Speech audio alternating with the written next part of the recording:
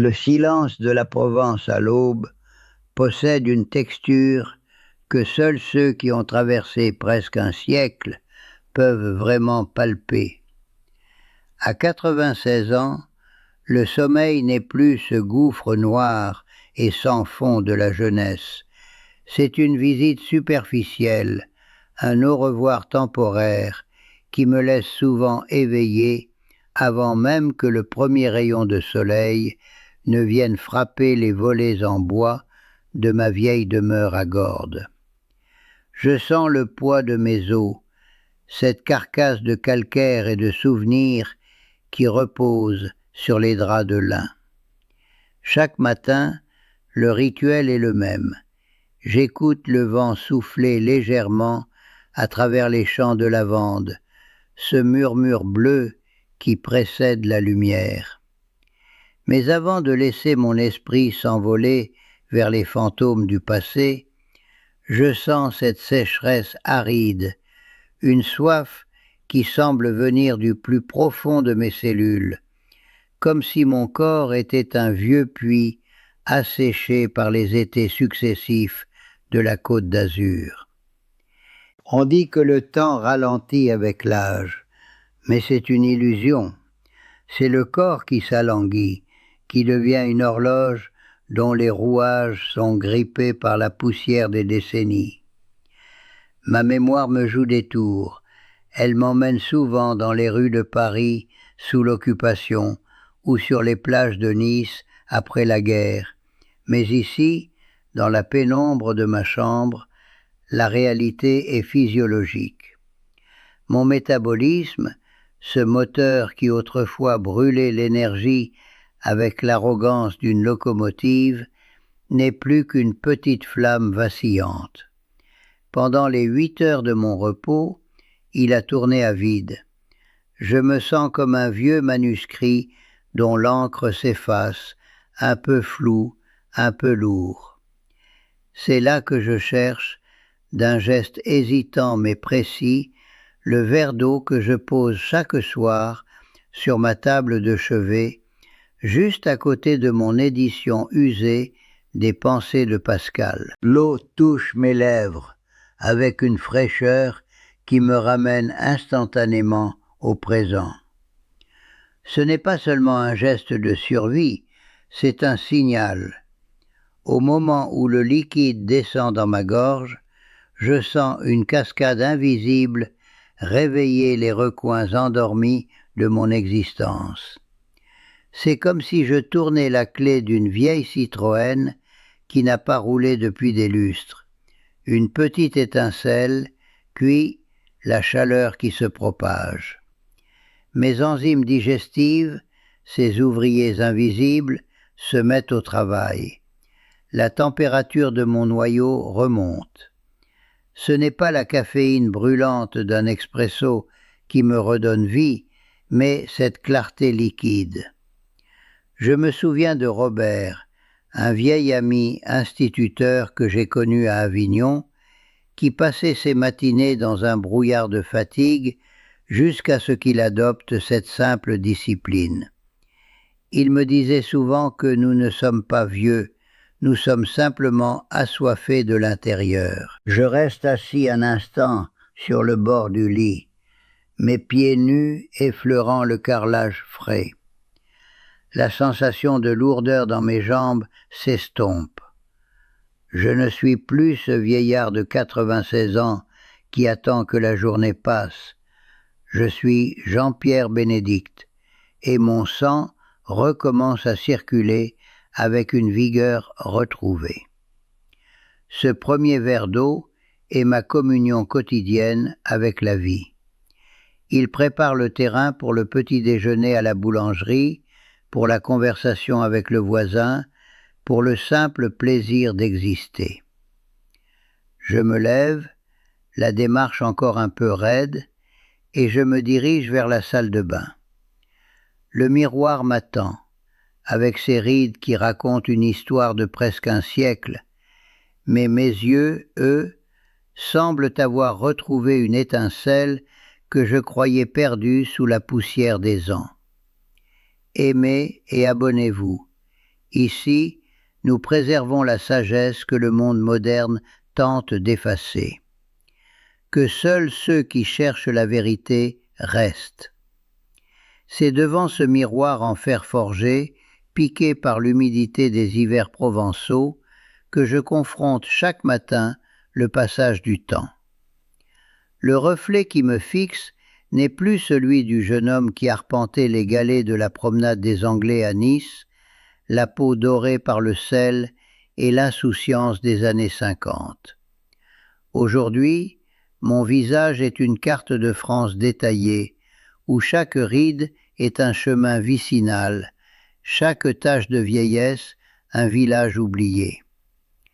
On dit que la peau est l'organe le plus honnête, et la mienne ne ment jamais. Elle raconte la rigueur des hivers à Paris et la brûlure du soleil de la Côte d'Azur. Mais depuis que j'ai instauré ce dialogue matinal avec l'eau, quelque chose a changé dans la texture de ce vieux parchemin. Ce n'est pas de la vanité. À 96 ans, on a enterré la coquetterie depuis longtemps. C'est une question de dignité biologique. Je me souviens de Carole, une amie horticultrice de Saint-Rémy-de-Provence. Elle passait ses journées à soigner ses roses avec une précision chirurgicale, mais oubliait de s'arroser elle-même. « Jean-Pierre, me disait-elle en riant, ses mains sèches comme de la terre cuite, nous sommes comme ces fleurs, nous flétrissons par le centre. » Elle avait raison. Passé 60 ans, et plus encore à mon âge canonique, la peau perd cette capacité insolente à retenir l'humidité. Le collagène s'enfuit comme le sable entre les doigts. Pourtant, en buvant ce deuxième verre d'eau à température ambiante, juste ici, devant le lavabo, je sens mes cellules se gonfler, comme si je redonnais de la sève à une branche desséchée. C'est une réhydratation qui part des profondeurs pour remonter vers la surface, là où la crème la plus chère du monde ne pourra jamais descendre. Mes yeux, que je trouvais ternes et enfoncés dans leurs orbites il y a encore quelques mois, semblent aujourd'hui avoir retrouvé une clarté de source. La sensation de tiraillement, ce masque de papier mâché qui me serrait le visage au réveil, s'est assoupli. Je caresse ma joue du bout des doigts. Elle n'est plus ce désert aride, mais un cuir noble, entretenu avec soin. Ce n'est pas un miracle, c'est de la plomberie interne. En offrant cette priorité à l'eau avant même mon premier morceau de baguette ou mon café noir bien serré, je donne à mon sang la fluidité nécessaire pour irriguer les capillaires les plus fins, ceux-là même qui nourrissent mon apparence. Les voisins, sur la place de la mairie, ne disent plus que je tiens le coup. Ils me demandent quel est mon secret pour avoir cet air si reposé, presque repulpé. Je ris intérieurement en ajustant mon col de chemise. Le secret est si simple qu'il en devient invisible. Je ne change rien à mon alimentation. Je ne cherche pas de remède de charlatan dans les pharmacies de la ville. Je bois, tout simplement. Je répare l'usure de la nuit. En quittant la salle de bain, je sens que mon corps ne réclame plus seulement de l'humidité pour ma peau, mais qu'une autre machine, plus profonde, commence à s'éveiller. Mon estomac émet un léger gargouillis, un signal familier qui ne ressemble plus aux crampes douloureuses d'autrefois. La soif de surface s'apaise, laissant place au rythme tranquille de mes entrailles qui s'apprêtent à réclamer leur dû pour la promenade matinale vers la boulangerie de la rue centrale.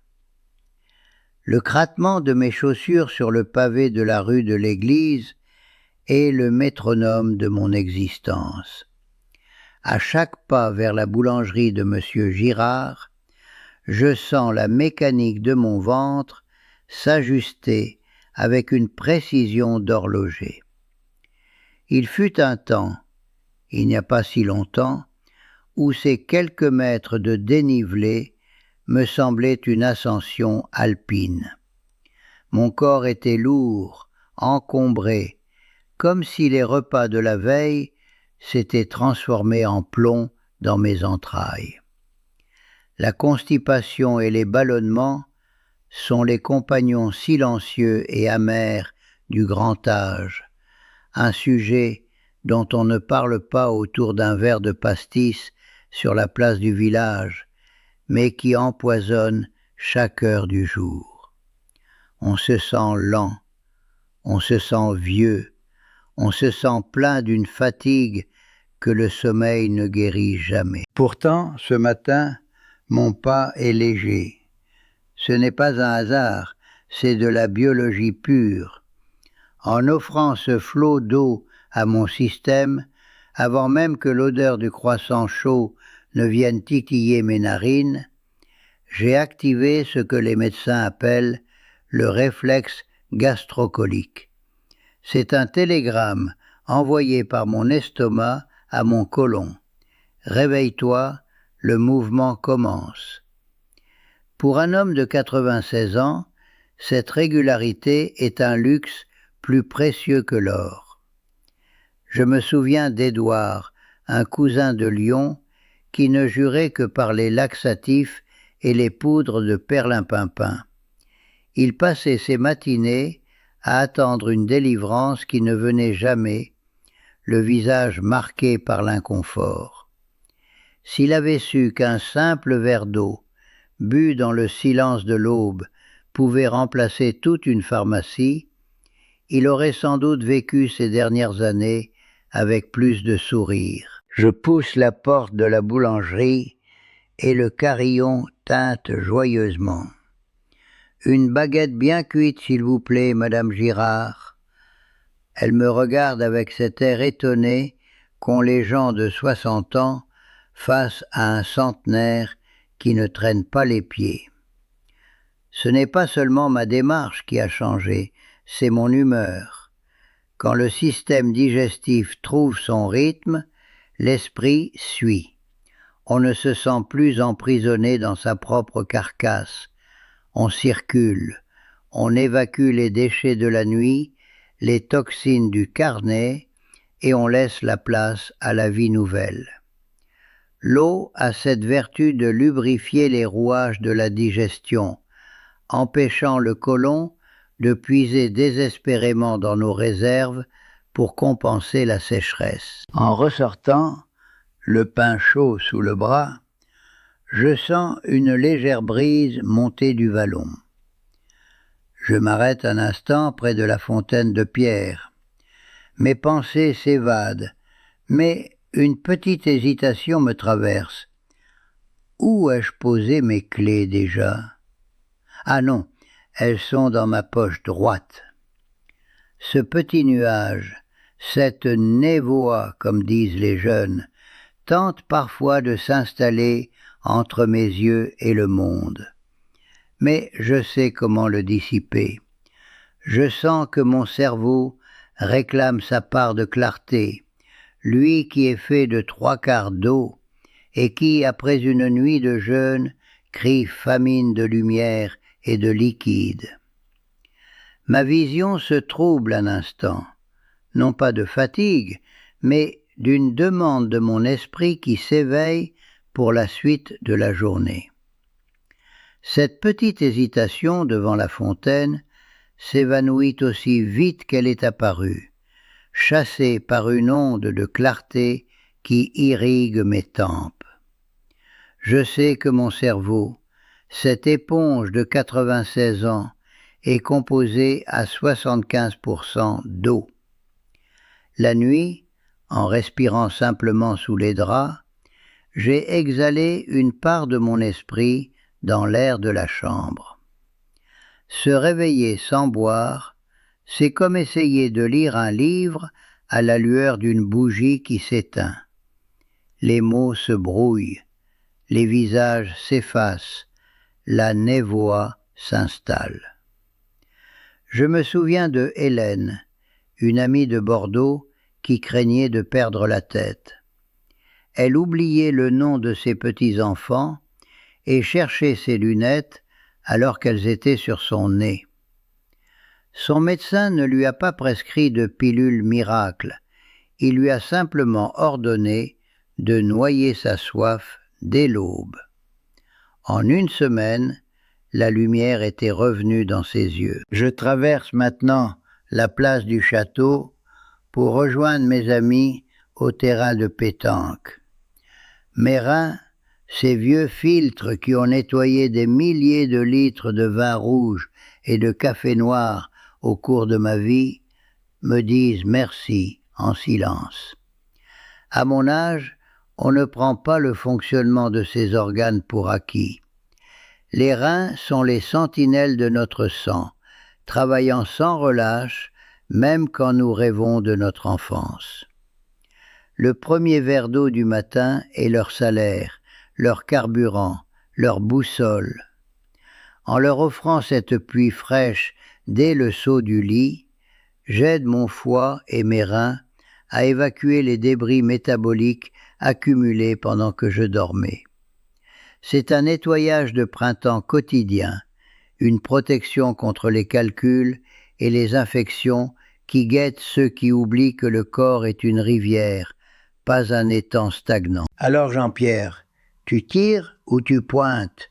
Lance mon ami Georges, 81 ans, qui pose toujours son alarme 10 minutes avant de se lever pour boire son eau, sur les conseils de son urologue de Marseille. Je souris en soupesant ma boule d'acier. Ma main est ferme, mon regard est précis. Je ne me sens pas seulement présent, je me sens vif. La clarté mentale que je ressens n'est pas une coïncidence, c'est le résultat d'une discipline invisible. Je vois la trajectoire, j'anticipe le choc, je ris de la surprise des plus jeunes qui nous regardent avec une pointe d'incrédulité. Ils pensent que nous sommes des miracles, mais nous sommes simplement des hommes qui ont compris que la sagesse commence par un geste gratuit. Le soleil commence à descendre sur les monts de Vaucluse, peignant le ciel d'un orange brûlé qui rappelle les toits de ma Provence. Ma journée s'achève sans fatigue accablante, sans ce poids sur le cœur ou cette lourdeur dans le bas du dos. Mon corps a fonctionné en harmonie, chaque cellule ayant reçu sa part de vie liquide avant que le chaos du monde ne s'invite à ma table. Je rentre chez moi, longeant les murs de pierre sèche qui ont vu passer tant de générations. Demain, le rituel recommencera. Avant le premier mot, avant la première pensée, il y aura ce verre d'eau, cette promesse renouvelée de rester debout, lucide et vibrant jusqu'au dernier souffle. Je pose ma main sur la poignée de ma porte, le cœur léger, prêt pour le repos, sachant que la source de ma jeunesse n'est pas un mythe, mais un simple verre posé sur ma table de chevet. Si cela vous a aidé, aimez et partagez. Mieux vaut être seul que mal accompagné. Protégez votre paix.